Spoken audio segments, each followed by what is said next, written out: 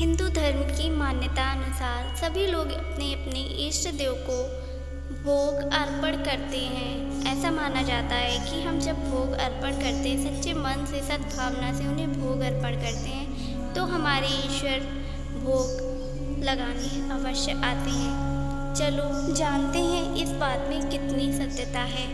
एक बार एक गुरु अपने शिष्य को पढ़ा रहे थे। तभी उस शिष्य ने अपने गुरु से पूछा, गुरुजी, यदि ईश्वर भोग चखने आते हैं तो वह भोजन खत्म क्यों नहीं होता, और अगर नहीं भोग लगाने आते हैं, खाने नहीं आते हैं, तो फिर भोग लगाने का फ़ायदा ही क्या।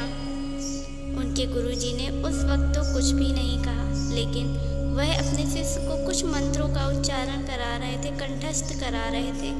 तो उन्होंने उसे मंत्र याद करने के लिए कहा।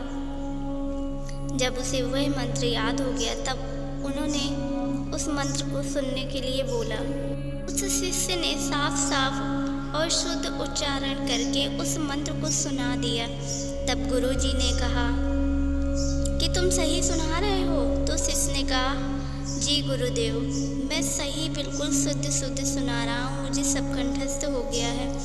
तब उस शिष्य ने बोला कि चाहे तो आप पुस्तक को खोलकर देख सकते हैं कि मेरा जो मंत्र है वो सही है या गलत।